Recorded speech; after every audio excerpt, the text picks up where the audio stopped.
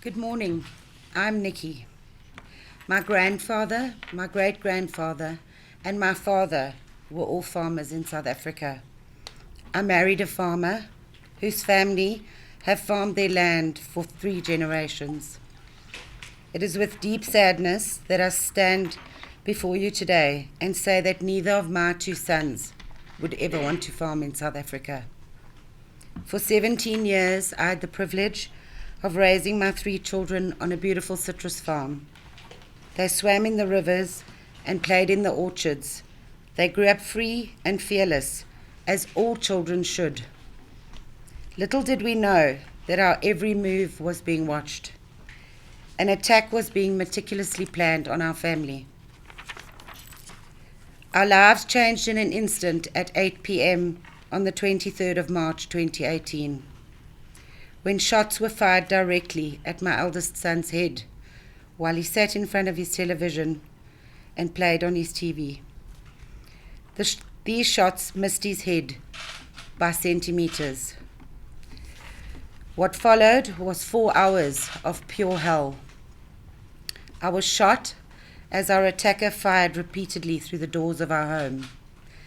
I can only describe this feeling as being hunted like wild animals. Our attacker shot through the sliding door of our bedroom and gained entry to our home. He held the gun to my 9-year-old son's head and threatened to shoot him.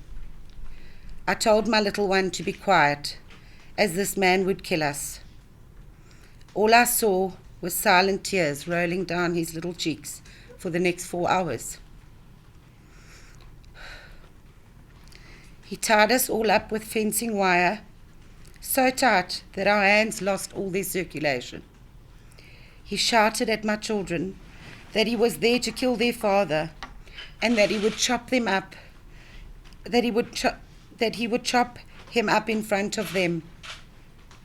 An emotional torture and the level of anger that my children endured was persistent and indescribable that night. He repeatedly threatened to shoot my eldest son's feet off and ordered him to rape me. All we could do was beg him not to. He then told my children, aged 15, 13, and 9, that he was going to rape me in front of them. Again, all I could do was beg and plead with them not to expose them to this.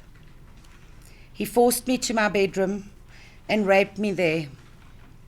There was blood everywhere, as I had already been shot. I could do nothing, as my hands were tied with wire behind my back. He then brought my 13-year-old daughter to the bedroom, undressed her, and attempted to rape her. Again, all I could do was beg for mercy. So instead, he forced my beautiful, innocent daughter to watch as he raped me. I cannot describe the anger this man displayed towards us, and I knew that if my children had any chance of survival, I had to get this man away from them and from the farm. You don't care about yourself. You just don't want your children to die. I gave him my bank cards and my PIN number and persuaded him to let me drive him to town. He tied me up in my car and locked me in. When he returned from the bank, I pleaded with him to let me go, as I had started to go into shock from blood loss and needed to get to a hospital or I would die. Finally, at 12:04 p.m., he agreed. My brave and petrified children had managed to phone a neighbor for help. For us as parents, the saddest part of this is that we can never give our children their innocence back. The children and I will never be able to live on the farm again. The trauma we experienced was far too great. We now live in the city, away from my husband who visits us on weekends. My husband has barricaded the house with bars and security. How sad is it that he now lives alone in the house where he almost lost his beloved family. The first thing our children said to him after the attack was that they were so grateful he was not there, as he would definitely be dead. This reality hit me once again earlier this year when I met 11 ladies who had been in farm attacks. Only 2 of us still had our husbands alive. We are not the only people that have been hurt and traumatized by our attack. Our loyal farm workers, who over the years have become like family, are heartbroken. They keep asking me when I'm coming back. Their lives have also been affected, and their future is uncertain. We have already sold one of our farms and are contemplating selling the other. Our family needs to be together again. The ripple effect of each and every farm attack not only hurts the farmers, but also each and every South African. Who will feed our nation when there are no more farmers to work the land? The level of violence and cruelty we experienced is not unique.